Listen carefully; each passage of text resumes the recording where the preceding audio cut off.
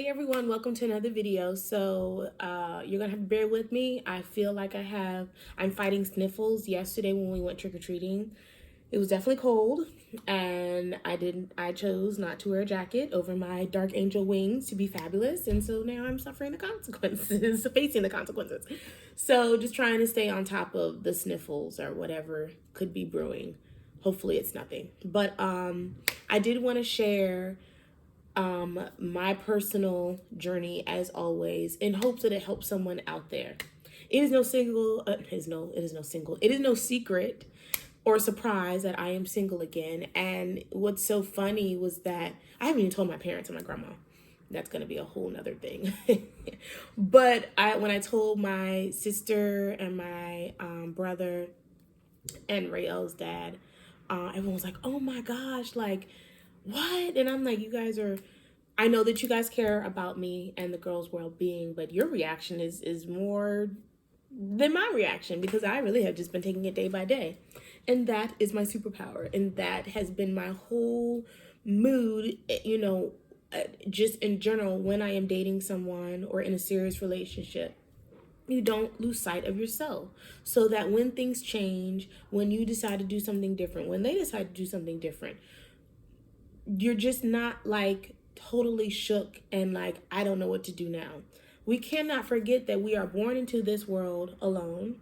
Our lives are our own, and anyone is lucky to join our journey. Okay, now you can't choose a family, you can't choose your parents, but you can choose your friends and your mates. And sometimes things change. Okay, so I wanted to talk about the benefits and the perspective that allow me to just stay so cool, calm, and collected. Now obviously I am like, all right, I have to think of like, where am I gonna move? But other than that, that's not really even something that like I have to be out in a certain time frame. And it's like super toxic and like I can't take my time. um y'all know, y'all have seen this house. Literally 98% of everything in this house is mine. Now I won't be taking that plan, that's his. But everything else, and the TV, I don't want the TV. But everything else, it's gonna be a real barren here. I mean, you gonna be hearing some echoes.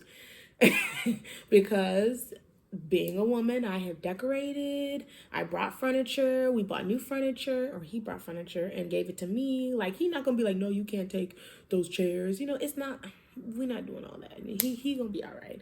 I'm gonna take everything I brought in here and then some, and I'm gonna keep on living and keep on showing up on YouTube like I've been living and been doing. But this is what helped me again. Just not that I wasn't hopeful, not that I wasn't in love, not that I was just in this, cold hearted and like, forget you if you mess up or if I change my mind, deuces. But you know, there's definitely different ways to choose your reaction because what does it benefit to fall apart? What does it benefit? What is the purpose? What do you what is the point, So, perspective. Let's start with perspective first. First of all, again, back to not that I don't love love and don't love relationships and unity and the dynamic of everything that I've been living for the past 3 years, which I think is a pretty good go. I know my value and I know my worth. So, me being single again, and I'm still all of this fabulousness and more. Okay, so that's not changing. Me being with the man, being engaged never made me feel like I was more of a woman, wifey material than I have always been. Okay. Matter of fact, the joke used to be, "Oh my goodness, you're so fabulous. How are you still single?" I was like, "Cause I want to be." You know what I mean? Like, there's no way that someone like you could be out here moving like you're moving, but I am because I don't need a man. A man is always the icing on the cake, but you don't need them to add to your life. A married woman is not better than me. Okay? She's not. She's not. Beyond that, have a list. I'm trying to, you know, beyond that, I like to think of it as, let's just let bygones be bygones, and you save time when you call it what it is right where you're at now. You may be hopeful that things will change, blah blah blah blah blah, but whether you get a divorce or you break up, you're still nipping it in the bud and saving time and energy. I'm not going to ignore things or deny myself and just let it keep going and going and going. What is the point in that? you know, and I said this in my other video, it takes a stronger woman. It takes a more, confident woman, self-aware woman, a more realistic woman to say, okay, enough is enough. We're done here, okay? And even if that does mean for you divorce, call it what it is, okay? So we're saving time here. We're not playing with the time because you can't get the time back, all right? I also continue to maintain my identity through this whole relationship. Now, I did move to Maryland, and I love Maryland, and I had loved Maryland before I knew him. That's the kicker.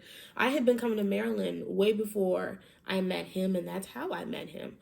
And so, or that's where I met him. And so, but aside from that, me moving how I move, connections, friends, interests, and things like that. It wasn't like, oh, she's moving to Maryland and she's all into this new man and this new thing. And she's just like, you're so brand new. No, my friends have come and visited me. I still go and visit my friends from my hometown and my home state.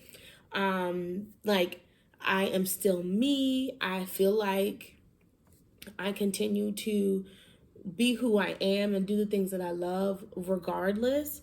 And now I'm not like, oh no, I need to pick up the pieces and reinvent myself or find, who I am beyond us because I poured so much into us these past 3 years. No. That ties into my self-care, my self-love, right? So I'm not looking in the mirror like, I don't know who you are because you gave so much to this. You know what I mean? Like, I'm like, girl, we're gonna be good.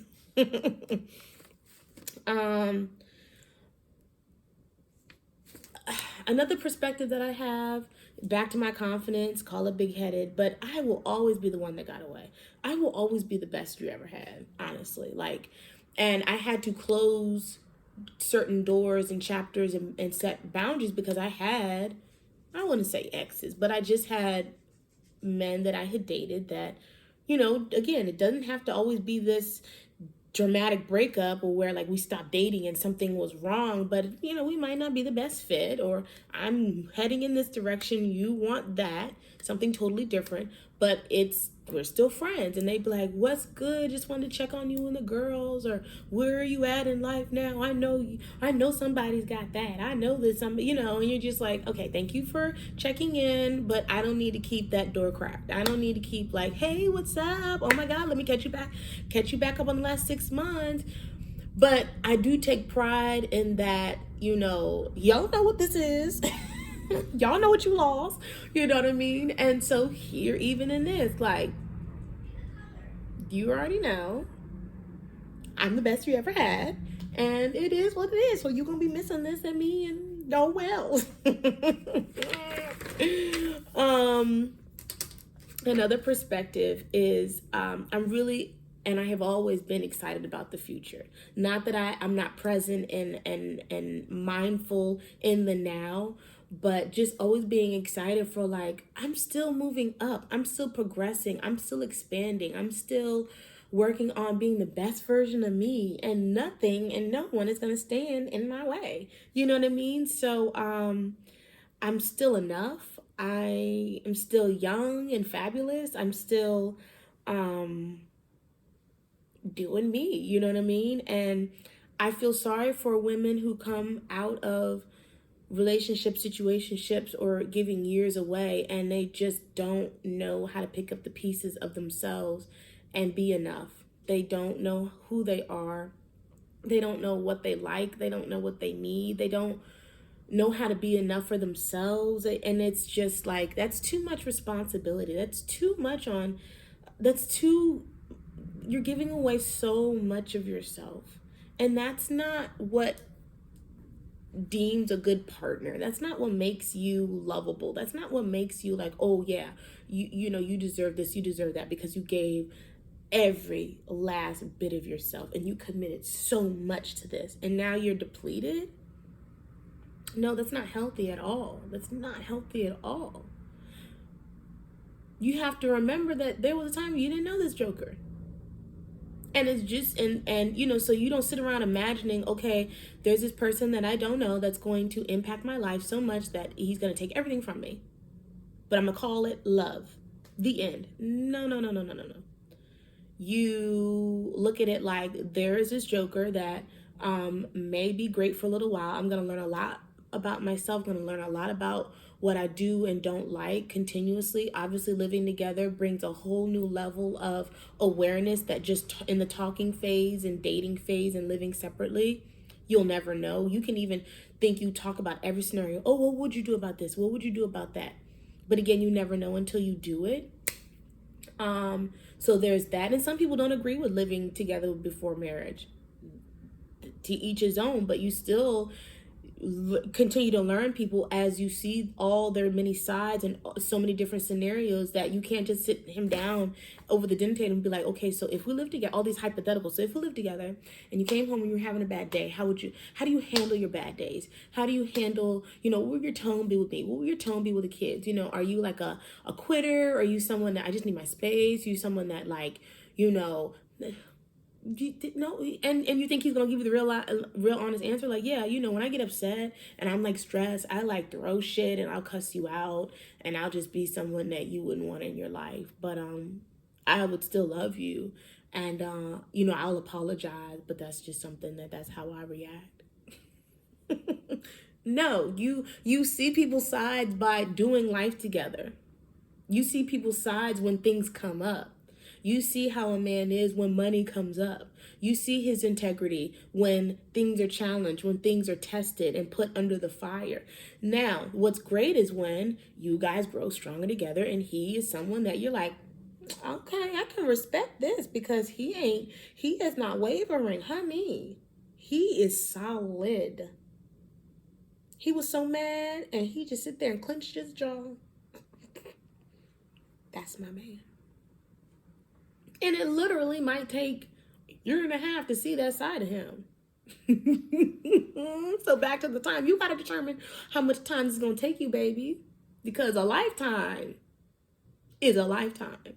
But a year or two, see what you need to see. Do with it as you may. And make your own decision. And going back to don't needing a man. Again, I've always said I'm traditional. I love a man that is giving and generous and supportive. But you can't buy my love to where if you do those things, I'll stay like a little puppy dog and bark and do tricks and stand on my head to fund my lifestyle.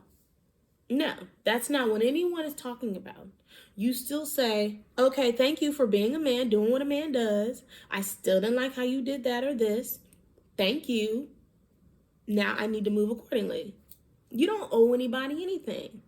That's just a part. That's like a job saying, if you leave your employment with us, we'd also like for you to give back all the pay that we've given you. It doesn't work like that. You're like, no, I was hired by you. You paid me to be here. I don't want to be here anymore, but I don't have to. We're not doing takesies or whatever they call it. We're not doing this like, now I got to what am I giving back to you? I'm giving you 2 weeks. Goodbye. Okay, so we can use these real life examples of like, when you're done, and you don't have to feel guilt and obligation. Men, they'll be all right. They're making more money. They're also expanding and doing what they need to do. The money is just money. It's just a tool. But I don't owe you anything. But it's also your obligation as a man. So these are the, it's two-sided, double standard, blah, blah, blah. Well, life is not fair. Life is not fair. But I don't need a man in the sense of like, okay, I need to have to be up under a man to have my lifestyle funded if I need something, or jump through hoops or whatever. You can pick and choose which way you go with that. I've never felt like I needed a man. If I have a friend, if I'm dating, fine. But I don't need a man in my life to loneliness. Someone to cook for, someone to hang out with, someone to take me to nice places and show me, experiences and give me nice things. No, I can do all those things for myself. Again, it's great. It's great, but I don't need them. They're nice to have. Do you see the difference? And lastly, as far as perspective goes, I always had a plan. I always had okay, because this is very new. If you're always maintaining your identity and where your dreams and things like that, when something else comes along, you incorporate it into it, but you don't totally forget, you don't ditch what you had in the works. So I always had ideas and dreams and things that I was working toward and creating and building, and I could do this or I could do that. I would be interested in trying this. I could be interested in trying that. Oh, look, here's something new, someone new. You fit in, get in where you fit in, join the ride, and if not, I'm still moving forward. So as long as a plan doesn't necessarily always tie into your identity, but you still have things going for yourself, okay?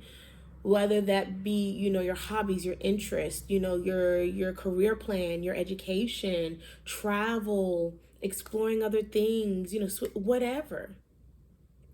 You didn't lose yourself with this new thing that you gave a shot. And last thing is that I don't feel any guilt or any pain because I gave it a good run. I was here. I was present. I tried. I think I did pretty good. I learned a lot about myself. We had a great time. I got some great gifts. Life goes on, and there will be others. That's another thing. There's too many people in this world to be like, oh no, what's going on? What am I gonna do? Keep making friends and keep living. Now let me talk about the benefits and why I'm because I did not deplete myself coming into this. Financially, emotionally, those are the biggest things. My money stayed my money. I got a little nest egg for just a time as this, or to invest, or to keep it growing, or whatever. I don't feel like I'm losing anything to where, okay, this house and the bills and the groceries and oh my goodness, I can literally look at all of my finances and be like, oh my God, these past 3 years I have spent thousands of dollars. I have just poured thousands of dollars into this, and now what? Because remember, I can't be like, I need that money back.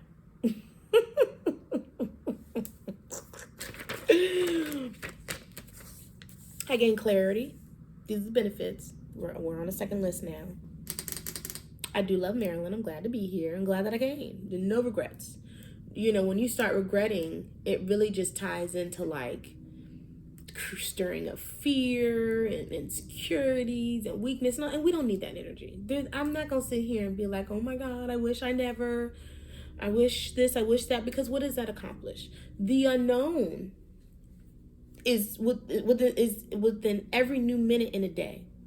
Something can change, something can happen. So we can't sit around and be like, shoulda, woulda, coulda.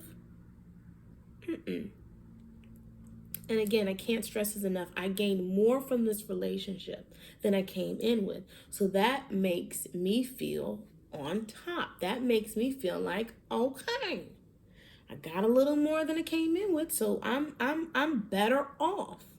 How am I better off? Because I got to ride Jazzy and take horseback riding lessons. Never did that before. I had traveled and experienced some great things. Wasn't really traveling that often on my own. I got a new laptop. Of course, I got money. He was paying for my school. He was giving me an allowance. What else? All the gifts and all the things, being able to decorate, buy more furniture. What else? Again, time to be at home with my children and work on my little side businesses and just have just a more easy peasy lemon squeezy lifestyle. I mean, again, it's been a great 3 years. What else? What else? What else? So for someone else, it could be other things, but you can sit and get your little gratitude journal out and be like, okay, all the good things that these last few years have shown me, given me, provided me, exposed me to, on and on and on. We don't need to sit there and be like, oh my God, I lost this, I lost that. No, no.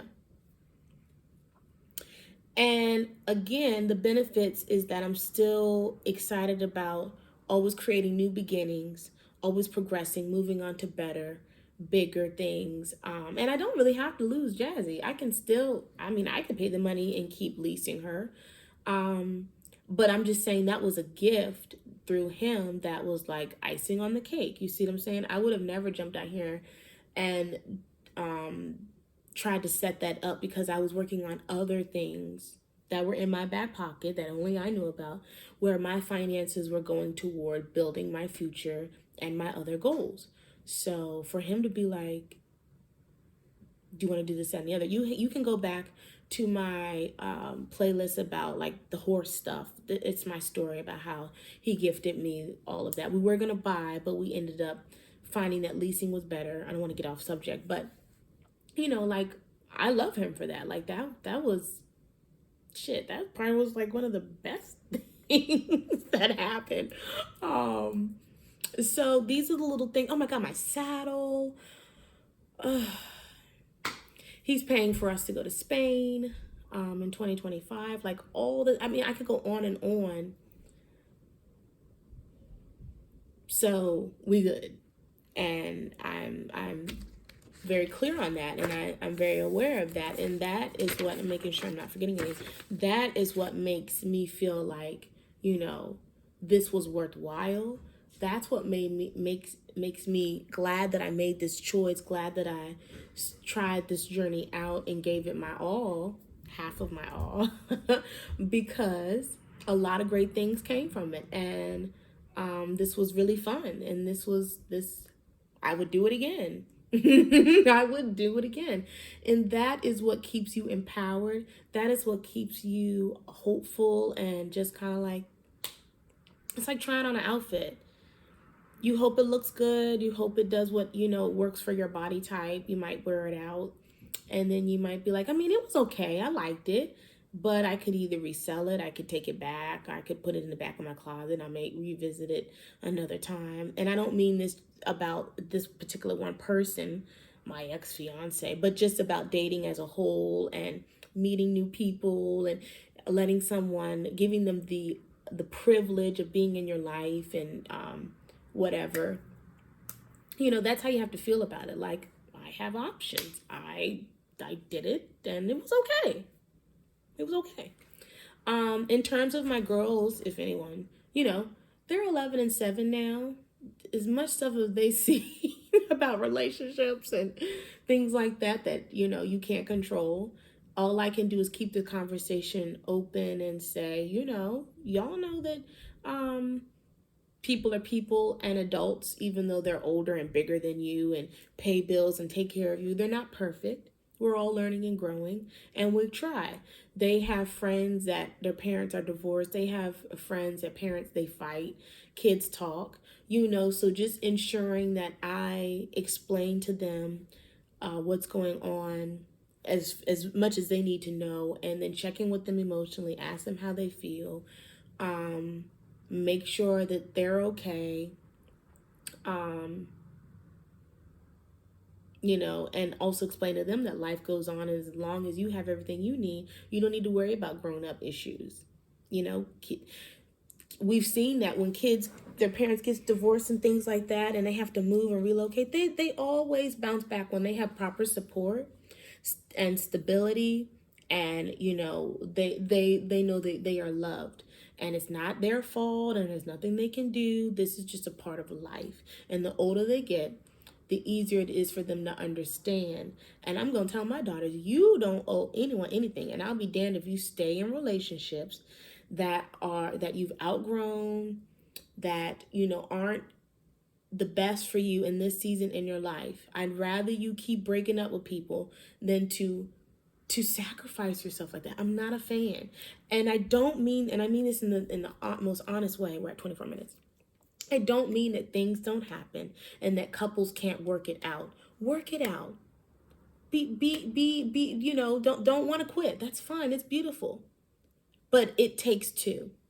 And what I'm saying to you is that when you get to a point where two people aren't going to put in, you're not the only one responsible for the relationship, okay? You're not and you might even love him enough to be like, I'm not even going to put that responsibility on you because I am too much and I need too much and you don't have all that I need. And it's okay. I'm doing you this favor. That could be the conversation too. But you can't be the only one in the relationship working, praying, trying, crying, begging, pleading. And I'm telling you right now, that was not me, but I'm just saying, you know how we do. Let it go.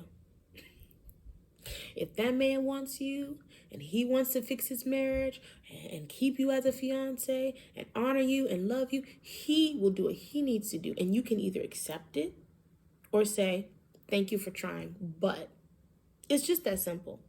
And until men get to the point where they are mature enough, wise enough, dedicated enough, focused enough to do what they need to do to save them, I'm old school. It's not always our responsibility.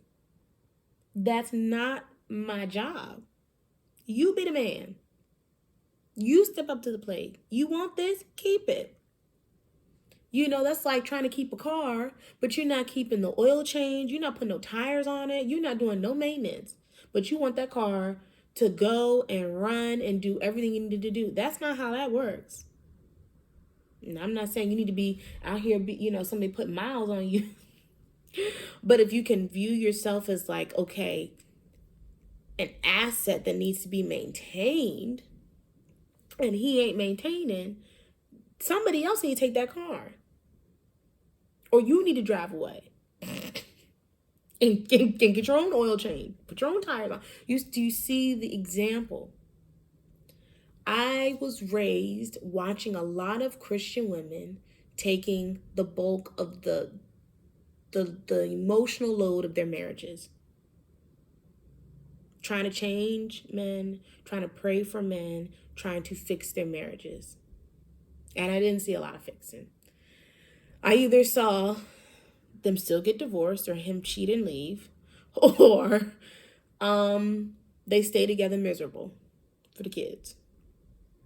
Now, with time, all things the dust may settle, but it's still dusty. It's still there. That in the background, behind closed doors and in closets, there's some major issues, and you just wonder, like, why not even why are they together? Why is she still with him? Oh my God, like, this is not of Christ. How is this okay? How is this storing up your treasures and your reward? This is what your loving fatherly God wants for you to be with a man that's not really husband material. He's not he's not praying for you. He's not saying, oh, Lord, save my marriage. He's not reading books and talking to friends and family and trying to be a better man. But you're trying to make him a better man and keep yourself afloat and cook and clean and run a household and go to church and smile. Nah. And it's sad to say that's what I saw. I had. Let me leave that alone. Won't be me. Won't be me. So if you are in a relationship that is not perfect, because no relationship is, and that man is always stepping up to the plate for you, and you're like, I don't think I'm ready to pull the trigger, and I love that he fights for us and works for us and makes the change that I need to see, and as I'm growing and progressing, great. Don't leave. Do you, boo. Happily. Work at it together. Grow together. Love is not easy. Love is worth fighting for, but not fighting alone. Okay? But I just wanted to share my experience. Oh my God, and my ring. One of the benefits. Duh, I'm going to sell this ring.